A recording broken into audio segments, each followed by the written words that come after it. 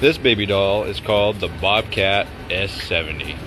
It's basically the smallest skid steer loader that Bobcat makes, and it's SoCal's favorite machine because of how tight it is. Most people who get into the business start with this machine. If you were to buy it brand new, it'd cost you a little over $30,000 plus tax. But then we come around and go, nah, don't pay that, pay $20,000. And that's the market.